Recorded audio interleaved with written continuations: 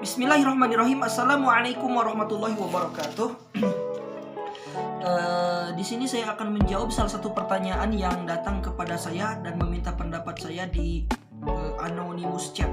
Nah, salah satu pertanyaannya itu yakni ada bagaimana cara meyakinkan supaya hati ini bersabar di kala gempuran punya ayam.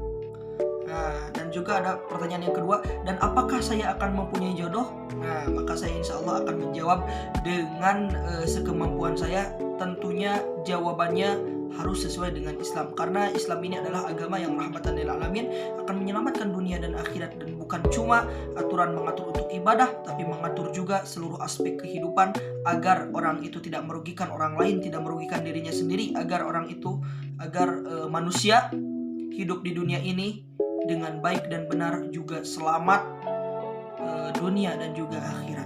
Maka yang pertama, mari kita jawab, bagaimana cara meyakinkan supaya hati ini bersabar di kala gempuran punya ayam.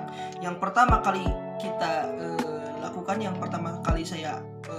saya membutuhkan salah satu kacamata biar gaya.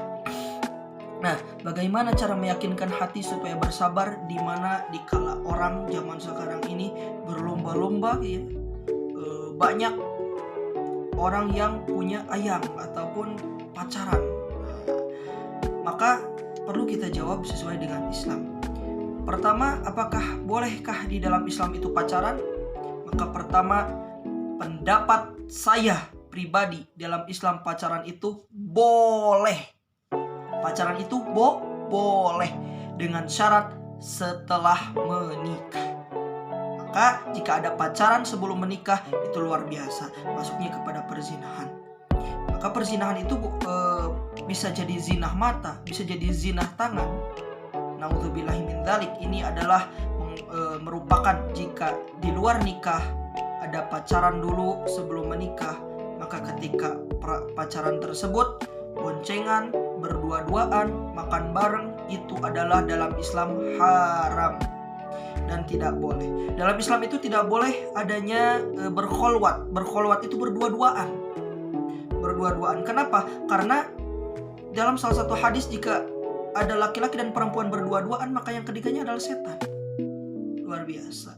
Maka dari itu dilarang di dalam Islam. Dan di dalam Islam, seorang laki-laki dan seorang perempuan yang bukan mahram berpegangan tangan ataupun bersentuhannya orang yang bukan mahram, bersentuhannya kulit orang yang bukan mahram, bersentuhannya tangan orang yang bukan mahram, maka itu lebih baik seseorang ditusuk kepalanya dengan besi daripada berpegangannya, bersentuhannya kulit antara laki-laki dan perempuan yang bukan mahram. Luar biasa.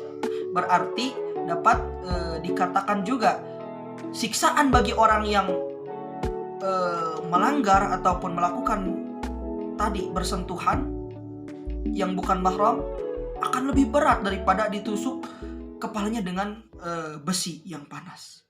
Maka dari itu, untuk meyakinkan hati kita agar tidak terlena oleh kehidupan yang sekarang yang luar biasa, semi-semi jahiliyah dahulu gitu ya, maka tadi kita harus tahu track, kita harus tahu syariat-syariat, batasan-batasan, terutama di dalam Islam yang mengatur pergaulan antara laki-laki dan perempuan. Maka kita harus tahu batasan-batasan tersebut. Jangan sampai kita terjerumus ataupun ikut perkembangan zaman yang seolah-olah ini adalah modern, padahal ini tidak lain, tidak bukan, kembali kepada jahiliyah, kembali kepada zaman dahulu. Kenapa? Karena dapat kita lihat bagaimana fakta-fakta di zaman sekarang, yakni perzinahan begitu marak luar biasa. Anak SD, SMP, SMA luar biasa. Banyak data-data perzinahan. Alhamdulillah. Maka ketika lingkungan kita banyak yang rusak, maka kita sendaknya menjadi ghuraba, yakni orang yang berbeda, orang yang asing. Asingnya itu bukan asing karena dalam tanda kutip, bukan asing karena aneh dan gila, bukan, tapi asing itu dalam memegang teguh agama Islam. Dan pertanyaan yang kedua, apakah kita akan apakah saya akan punya jodoh katanya. Maka insya Allah jodoh itu sudah ditentukan oleh Allah Subhanahu wa taala sebelum kita diciptakan 50.000 tahun yang lalu. Allah Subhanahu wa taala dalam salah satu keterangan sudah menciptakan kita berjodoh dengan siapa. Tapi itu terkait ilmu Allah. Maka di situ juga ada andil kita. Bagaimana jodoh yang seperti apa yang kita inginkan. Kan kita tidak mungkin jika seorang wanita ingin mempunyai jodoh seperti artis yang selingkuh itu dan melakukan KDRT ya. Dan juga kita tidak mau gitu ya mempunyai jodoh yang bejat, minim akhlak, dan juga naudzubillah tidak ada yang dapat dibanggakan. Maka dari itu jodoh itu sesuai dengan pasangan-pasangan dan kadar-kadarnya gitu ya. Yang baik maka insya Allah akan dijodohkan dengan yang baik, dan yang buruk mohon maaf akan dijodohkan dengan orang yang buruk kembali, yang kurang baik. Orang yang suka mabuk-mabukan tidak suka orang yang taat. Pasti orang yang suka yang sefrekuensi dengan dirinya, yakni orang yang suka mabuk-mabukan kembali. Nah, orang yang taat insya Allah itu pasti dia itu suka orang yang taat juga. Jika seorang laki-laki taat, seorang laki-laki itu taat dalam beragama, melaksanakan segala kewajibannya, yakni pasti dia akan memilih wanita juga yang taat. Tidak mungkin gitu ya memilih wanita yang bejat, naudzubillah. Dan itu tidak mungkin. Maka dari itu hal yang paling kita lakukan, yang paling harus kita lakukan, yang wajib kita lakukan sekarang ini jika Anda semua jomblo, yakni berdoa kepada Allah Subhanahu wa taala, minta yang terbaik.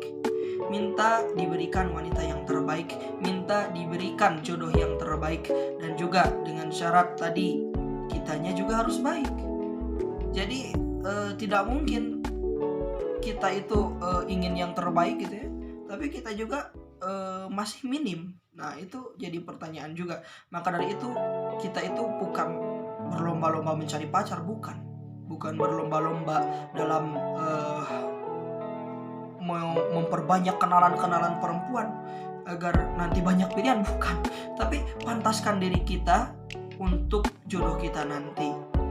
Pantaskan diri kita yang terbaik untuk jodoh kita nanti. Jangan sampai jodoh Anda nanti kecewa dengan Anda gitu ya. Jangan sampai Anda mengecewakan jodoh Anda nanti. Dan jangan sampai juga Anda kita kecewa dengan jodoh kita. Gara-gara apa? Gara-gara salah pilih.